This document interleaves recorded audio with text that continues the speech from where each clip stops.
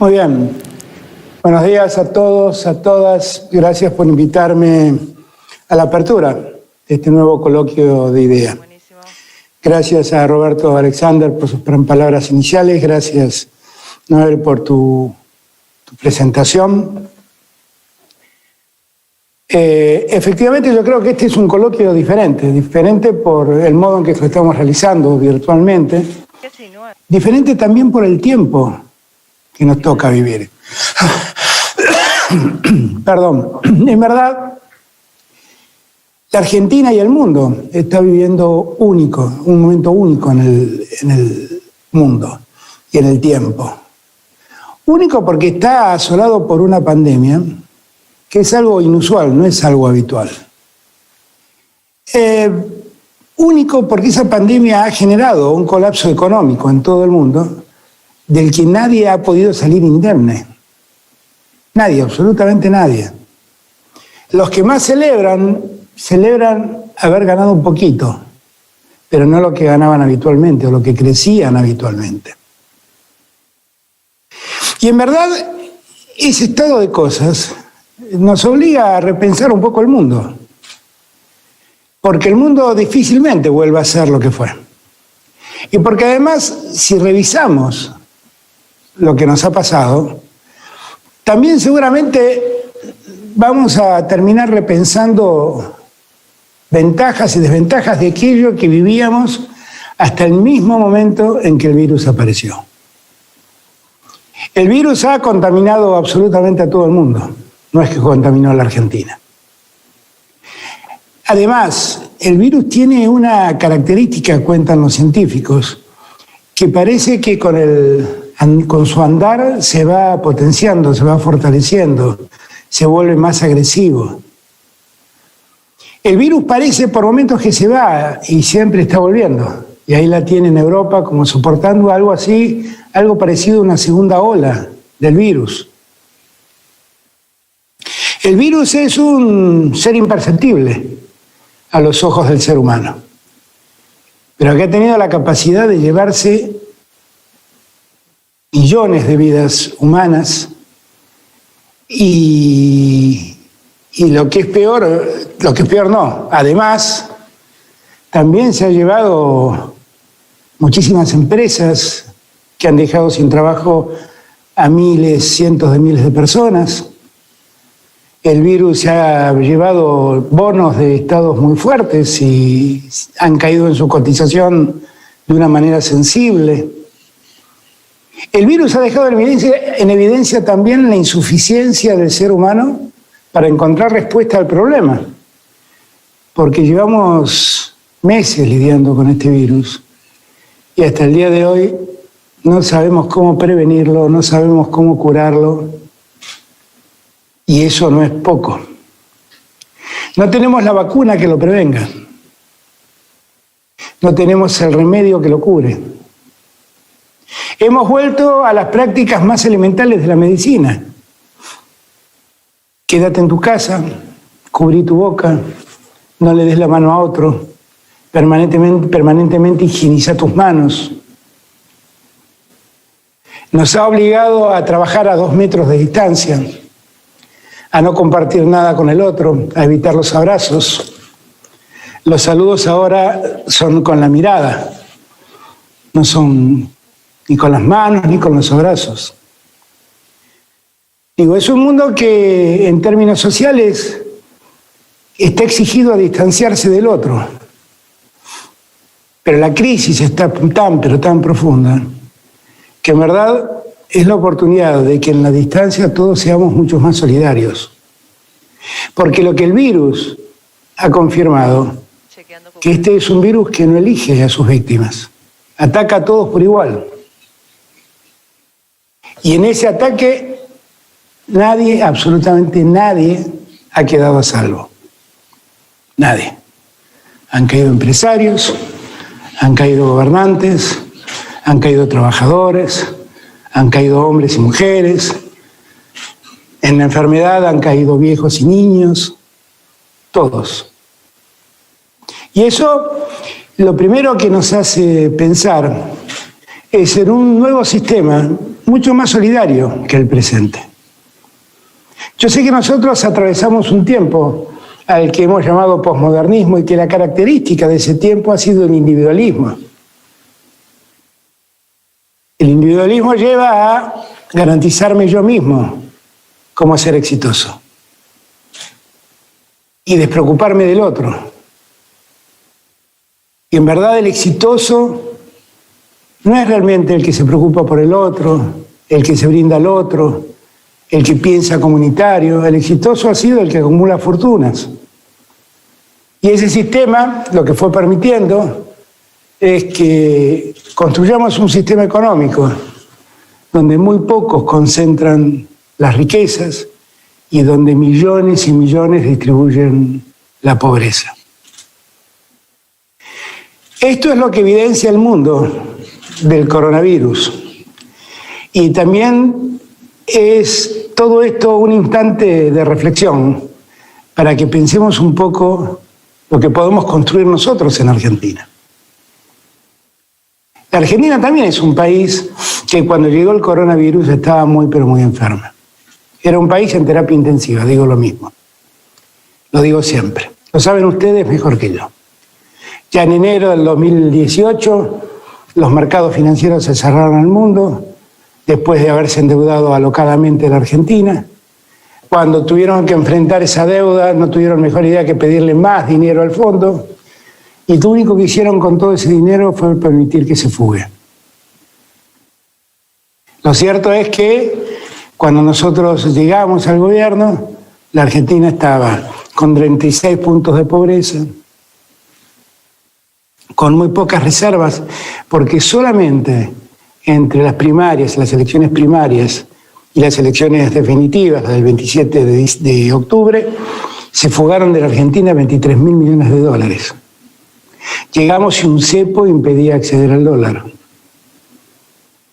Llegamos a una Argentina recesiva, que llevaba más de 2 años de caída permanente del consumo, que había cerrado a más de 25.000 pymes, que había potenciado el desempleo, que había potenciado la precarización del trabajo a través de las formas del monotributo. Todo eso pasó en un tiempo en donde el gobierno decide ser un gobierno preocupado por los empresarios. Y nosotros llegamos con toda nuestra fuerza, con todas nuestras ganas, a terminar con la pobreza, a poner en marcha la maquinaria de la producción y el trabajo, y a los 3 meses de haber llegado apareció el primer caso de coronavirus. Y a partir de allí, todo nuestro objetivo cambió. Cambió porque tuvimos otras urgencias, solamente por eso. Y nuestras principales urgencias fue reconstruir un sistema, nuestra principal urgencia fue reconstruir un sistema de salud que había quedado virtualmente desmantelado. A veces cuando escucho a alguno que se pregunta, ¿pero para qué sirvió la cuarentena? Aquella cuarentena sirvió para poner de pie aquello que había sido derribado. El Ministerio de Salud no existía. Tan ausente estaba que dejaba vencer en los galpones de la aduana millones de vacunas que los argentinos no recibían.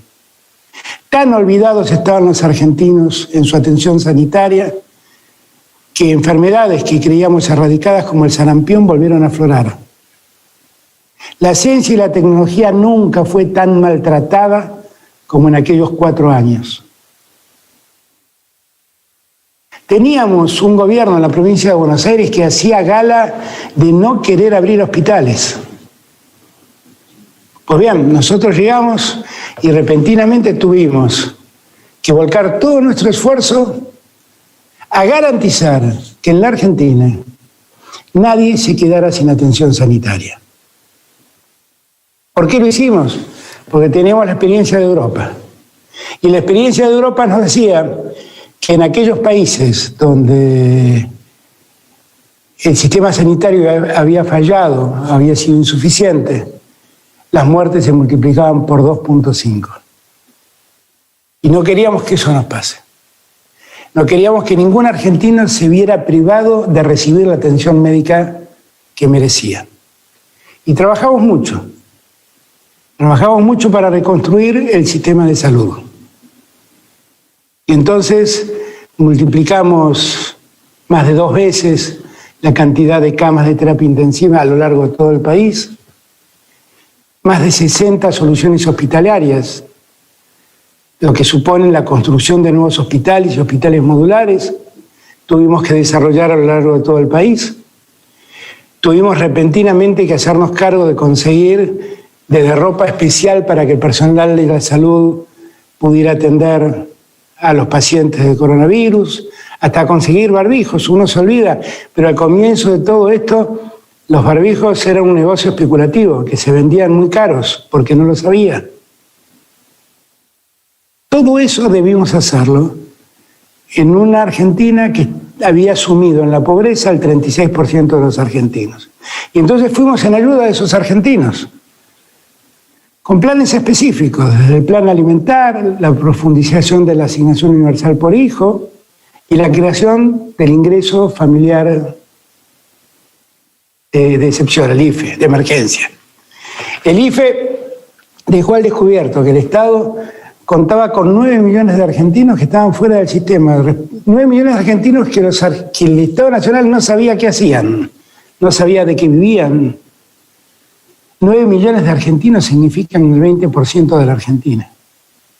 Ese fue el país que recibimos. Y entre todos cooperamos. Todos cooperamos. Y repentinamente la solidaridad se volvió regla entre nosotros y aprendimos y repetimos todos una y otra vez esa frase del Papa Francisco que dice que aquí nadie se salva solo. Y de repente todos entendimos que el individualismo no servía para esto y que aquí nadie se salvaba solo.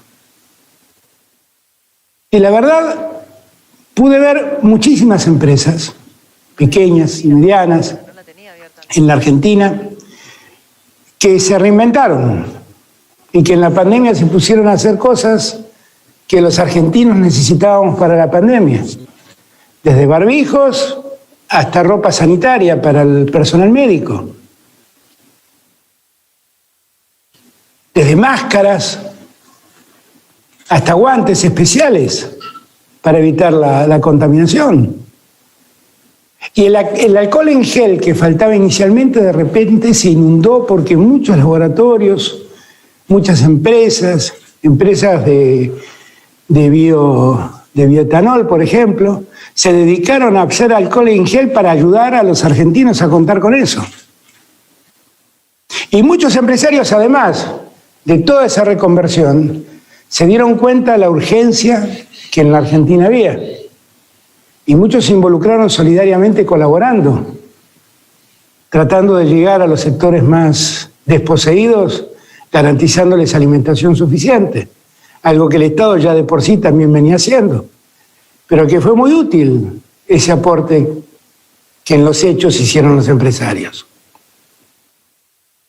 A veces escucho yo decir que este es un gobierno al que no le importan los empresarios. Pero lo único que yo sé es que nosotros llevamos adelante un programa para atender la producción y el trabajo, la ATP. Y que por esa vía llegamos a más de 236.000 empresas. 236.000 empresas que sin la ayuda del Estado tal vez hoy no existirían. Y de ese modo también garantizamos el trabajo de 2,5 millones de argentinos. Y si uno tiene en cuenta solamente ese dato y ve cuánto ha caído el trabajo registrado en Argentina, se va a dar cuenta que gracias a todo el esfuerzo que hicimos, el empleo registrado cayó prácticamente en los mismos términos que cayó el empleo registrado en toda Europa en promedio. Ese no es un buen dato, porque el dato que dice que la Argentina cae en empleo es un mal dato, pero es un buen dato si uno compara con otras regiones del mundo y lo que han tenido que sobrevivir. Yo pienso que el tiempo que se viene es un tiempo que nos exige pensar el desarrollo de otro modo. Como bien decía Roberto al inicio, es una gran oportunidad.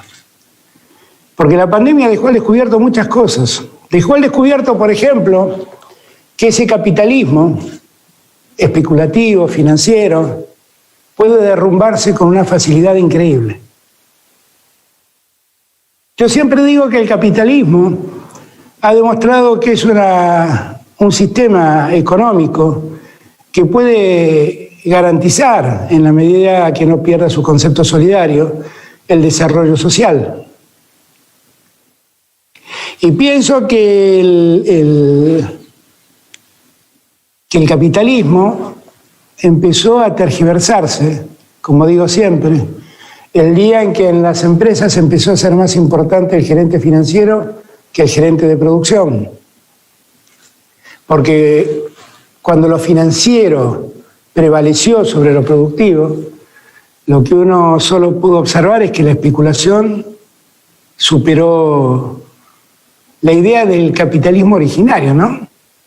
Ese capitalismo fordiano que un día se puso a pensar por qué hacer autos solamente para las clases pudientes y por qué sus empleados no podían acceder a un auto. Y entonces se puso a fabricar autos en masa y así convirtió el automóvil en lo que es hoy, que no es un bien suntuario, es un bien al que puede acceder un gran número de la sociedad moderna.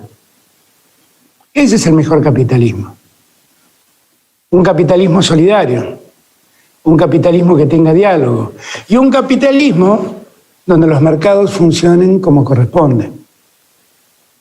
Porque un capitalismo sin mercado es una trampa. Adelante, los dos. Un capitalismo sin mercado lo único que hace es hacer que unos pocos ganen y que muchos pierdan o padezcan. Ahora, ese capitalismo y ese mundo empresario, esa inversión privada, necesita también vincularse con el Estado. Porque un capitalismo sin Estado es la selva misma. Es un mundo sin reglas.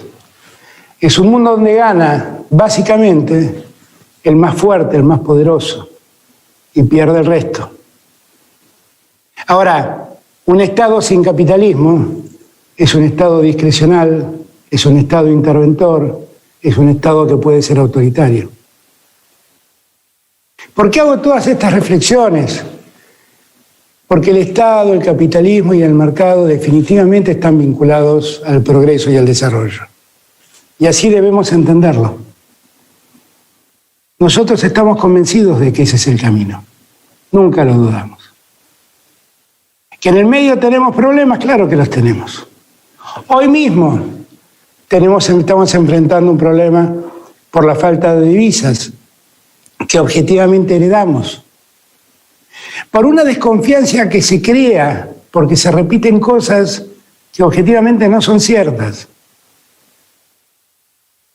Desde los que plantean que se viene una devaluación hasta los que plantean que podemos quedarnos con los depósitos de la gente. Jamás haría semejante cosa. Lo que nosotros necesitamos es una Argentina que crezca con confianza. Y lo que necesitamos es que los empresarios, de una vez y para siempre, entiendan que tenemos que trabajar juntos para desarrollar a la Argentina. Y que el desarrollo no se da sin reglas claras que el Estado fije. Y que el desarrollo, si no conlleva un desarrollo generalizado que alcance a todos los sectores de la comunidad, es un desarrollo que no sirve. Un desarrollo donde se concentra el ingreso en pocos es un desarrollo que solo trae conflictos. Y eso es lo que estamos llamados a hacer, trabajar juntos para poder encontrar la salida. Y tenemos definitivamente muchísimas oportunidades de salidas. Porque la Argentina las ofrece. Porque además el mismo contexto para invertir es un contexto favorable.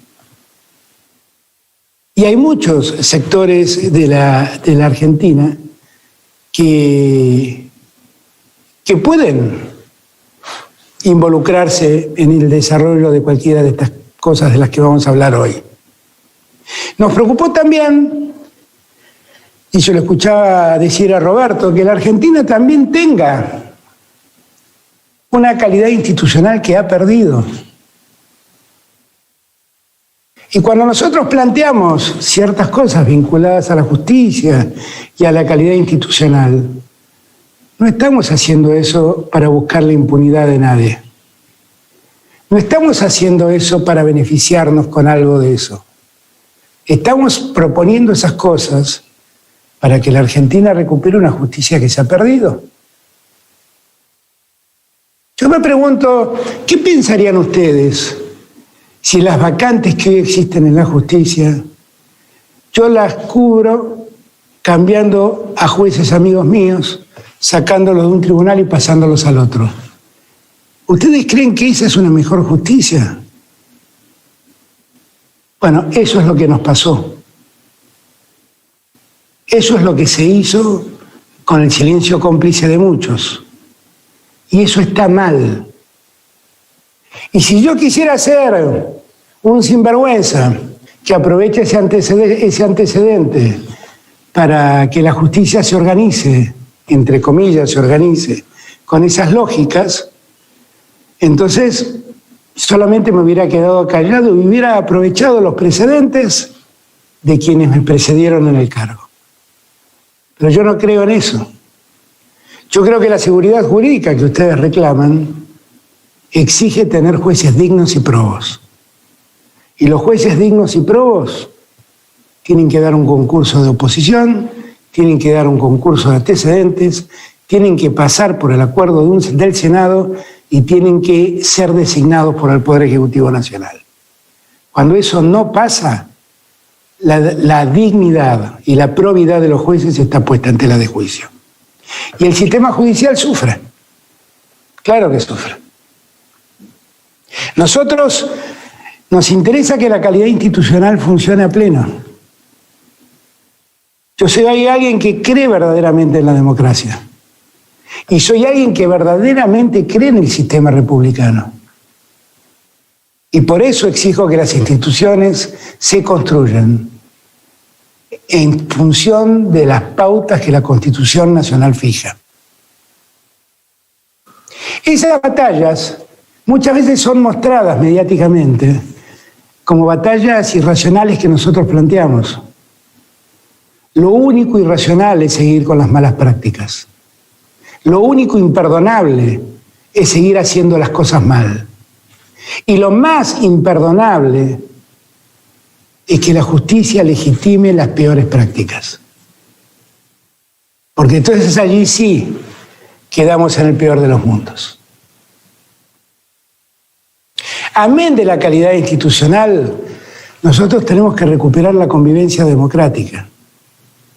Recuperar la convivencia democrática es algo que hace muchos años hemos perdido. El mayor flagelo que padece la convivencia democrática es la intolerancia, la descalificación del otro por no ser como yo o no pensar como yo. Eso nos ha llevado a una Argentina dividida, que no tira para el mismo lado. Y esa Argentina dividida solo trae problemas, solo trae problemas. Ya no hablo solo de la política, porque la verdad es que lo que hemos visto en estos días de marchas y marchas y marchas, donde solo se plantean hasta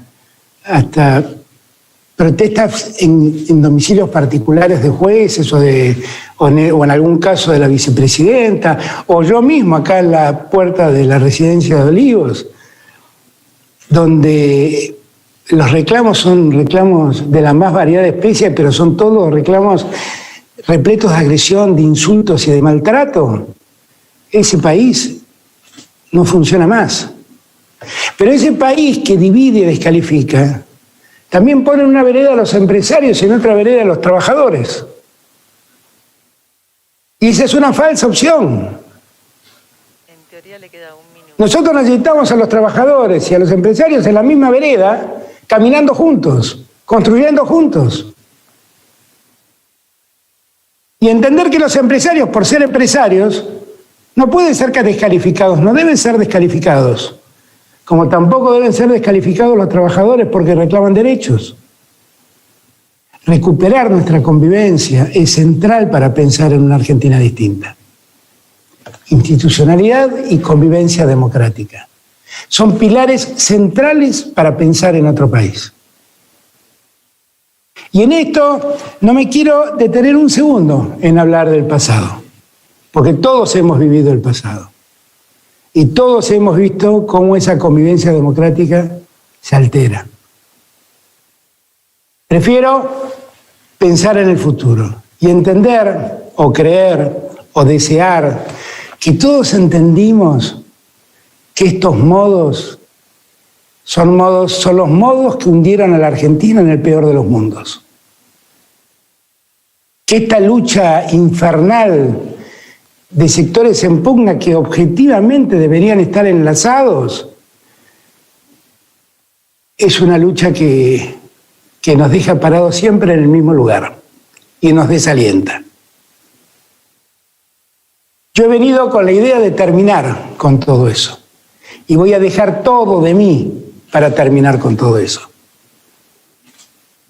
Y voy a trabajar codo a codo con cada uno que quiera sumarse al trabajo conjunto sin descalificación de por medio, donde todos entendamos la realidad del otro, la comprendamos, eventualmente la discutamos, pero que encontremos un punto de acuerdo y de síntesis para poder transitar juntos el futuro que tenemos.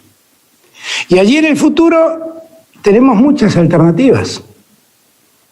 Tenemos siempre la alternativa del desarrollo agroexportador, que la Argentina ahora tiene la oportunidad ya no de vender su producción primaria sin ninguna elaboración, sino de elaborar su producción primaria, agregarle valor, convertir esos granos en proteínas animales y poder exportar animales en un mundo que tras la pandemia reclama alimentos.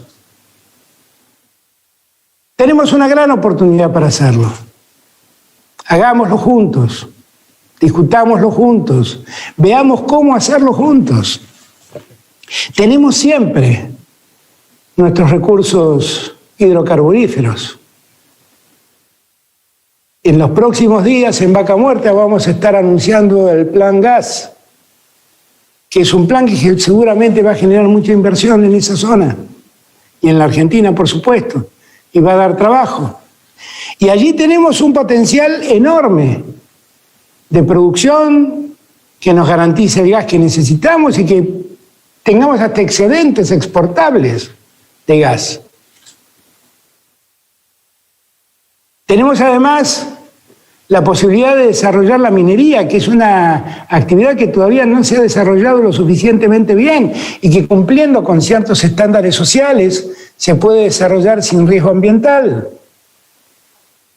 Y ahí tenemos cobre, y ahí tenemos oro, y ahí tenemos plata, y ahí tenemos litio, que es la reserva energética del futuro.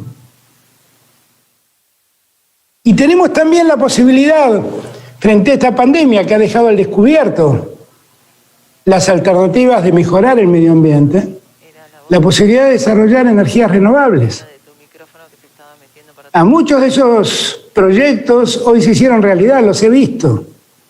He estado el otro día en Anillaco viendo un parque eólico impresionante.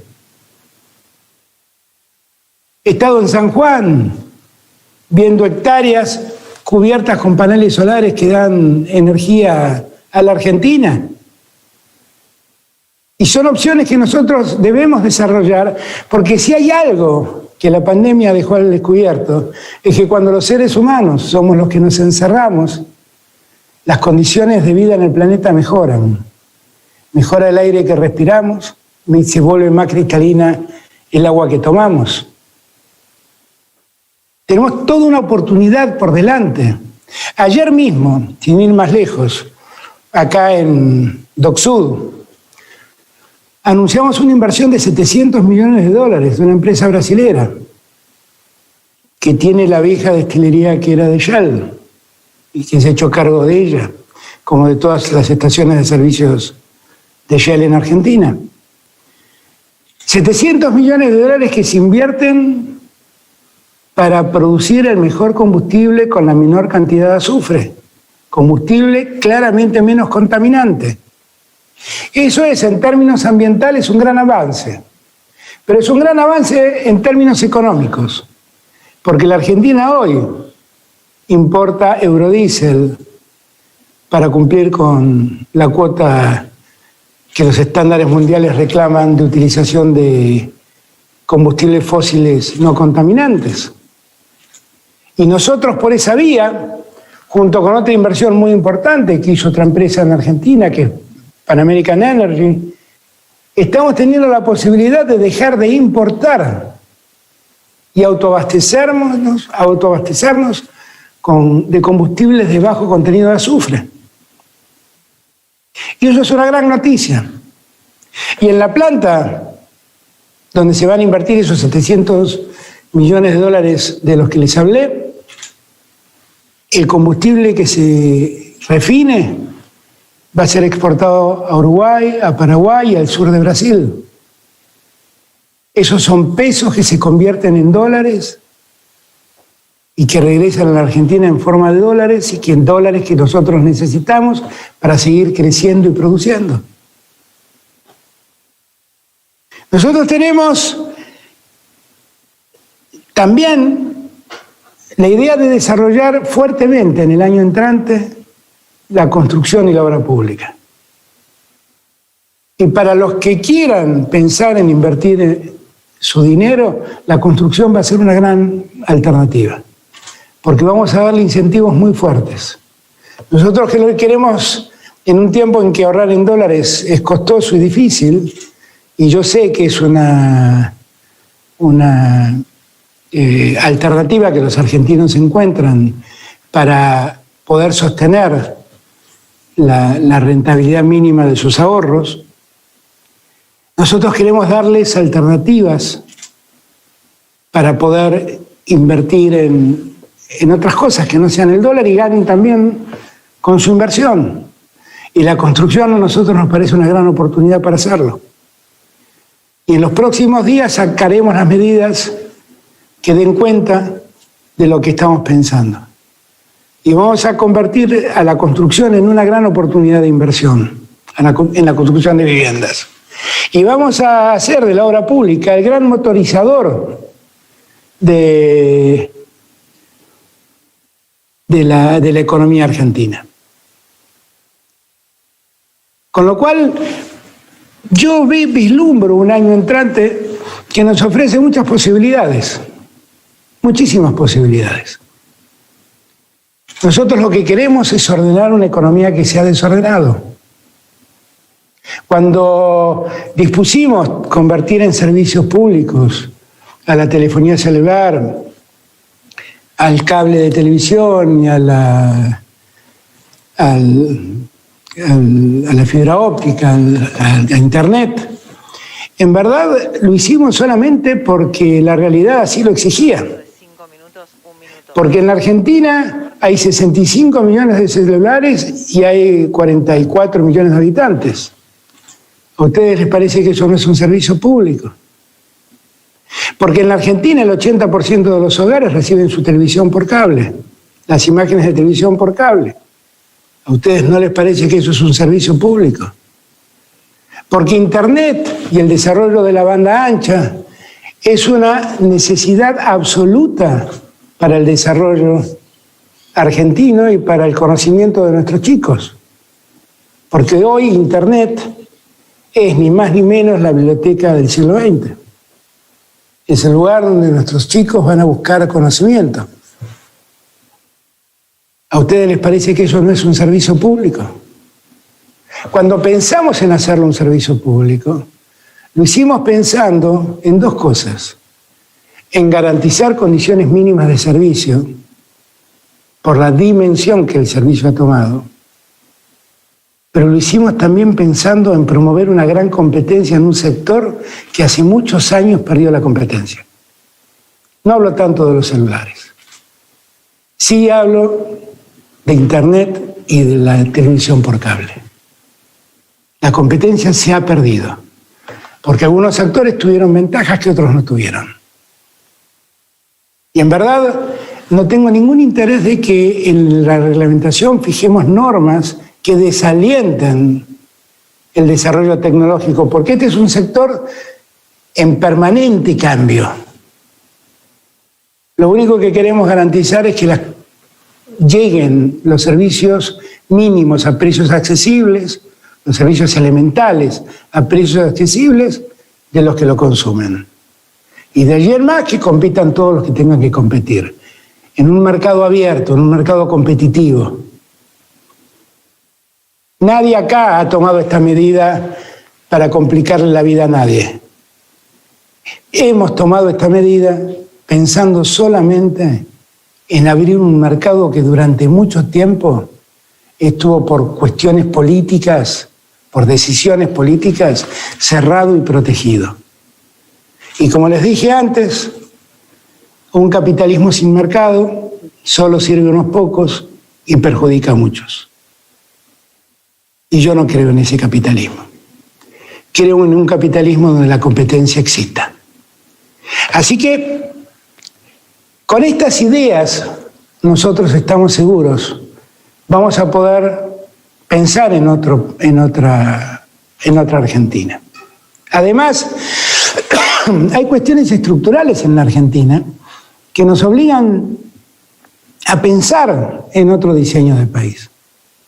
Cuando yo hablo de esta Argentina que se dice federal y no lo es, y algunos se molestan porque hablo de la opulencia de la ciudad de Buenos Aires y de Buenos Aires mismo, y se molestan por eso, solo estoy describiendo un dato de la realidad.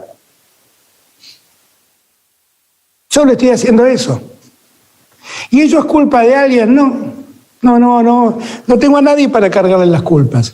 Esto es algo que pasó en los últimos 4 años de ninguna manera. Es algo que viene ocurriendo desde hace décadas, tal vez siglos, en Argentina. La Argentina ha sido pensada a fines del 1800 como un país con un puerto y con un sistema productivo fundamentalmente desarrollado en la pampa húmeda que produce granos y carnes y que los exporta.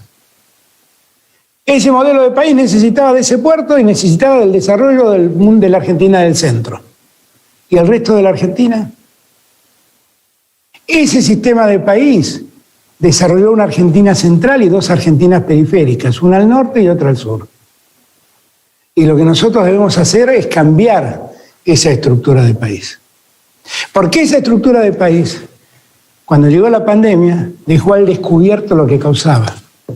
Una enorme concentración humana en Capital Federal y en el Gran Buenos Aires. Allí prácticamente habita el 45% de la población total de la Argentina. Si a ustedes eso no les parece una inequidad, no sé entonces qué decirles.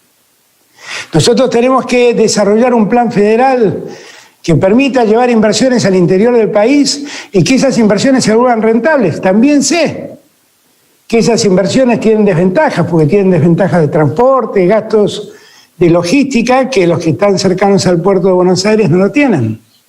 Por eso le presto tanto atención a la hidrovía. Porque una hidrovía que funcione bien es un canal de salida de todo el norte argentino. De los jujeños, de los salteños, de los formoseños, de los chaqueños, de los santafesinos, de los misioneros, de los correntinos, de los entrerrianos, de los bonaerenses en el norte, de buena provincia. Pensar en rediseñar ese país es muy importante. Como es muy importante que cuanto antes logremos los acuerdos necesarios para que la salida al Pacífico sea una realidad más accesible para toda la zona cordillerana. Piensen ustedes a Mendoza, a San Juan, a Catamarca, a La Rioja, a Salta, a Jujuy, saliendo al Pacífico. Todo lo que evitarían, tendrían que evitar miles de kilómetros en trasladar sus producciones hasta los puertos de Buenos Aires. Nosotros tenemos que trabajar en todo eso. El desafío que tenemos por delante es muy grande. pero la oportunidad que tenemos de hacerlo es maravillosa. Porque lo único bueno entre tanta tragedia es que finalmente tocamos el fondo del pozo. Y Mario Benedetti tiene una poesía muy linda que se llama Bienaventurados y que en una de sus estrofas dice: bienaventurados los que están en el fondo del pozo, porque de ahí en adelante solo queda ir mejorando. A nosotros solo nos queda mejorar, pero mejoremos de otro modo, mejoremos con otra lógica. Pongámosle al capitalismo, al que todos adherimos, la cuota de solidaridad que necesita. Hagamos que el Estado fije reglas claras, precisas, cumplibles, que la discrecionalidad desaparezca poco a poco en el Estado.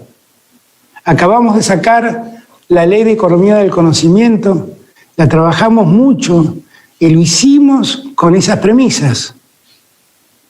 Y lo hicimos para un sector que hoy representa el 10% de nuestras exportaciones. Con la misma lógica debemos trabajar en cada área y en cada sector de la economía. Cada vez que ustedes lean que somos un gobierno antiempresario, piensen en el ATP. Y piensen si alguna vez algún gobierno se preocupó tanto por cuidar a las empresas, a las pequeñas y a las medianas. Cuando ustedes les digan que este es un gobierno que no le importa crecer, piensen solamente el esfuerzo que hemos hecho para sostener la paz social y que a ningún argentino le falte nada como condición esencial para pensar en el crecimiento.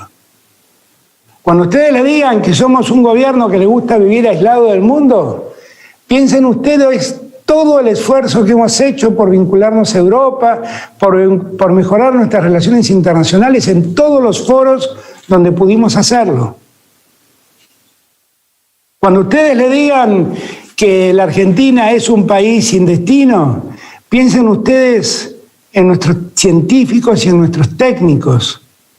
Y piensen lo que han sido capaces de hacer en el medio de la pandemia. Piensen solamente que la Argentina es uno de los 10 países del mundo que tienen capacidad tecnológica como para construir un satélite y ponerlo en órbita.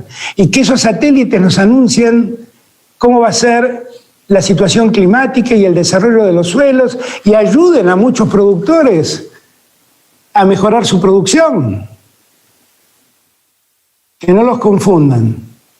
Somos un país con enormes oportunidades y por sobre todas las cosas somos un pueblo maravilloso que se ha sobrepuesto una y otra vez a las caídas que nuestros gobiernos les causaron. Tenemos la oportunidad de levantarnos otra vez. Estoy seguro. Y vamos a levantarnos otra vez. Y vamos a levantarnos respetando la solidaridad.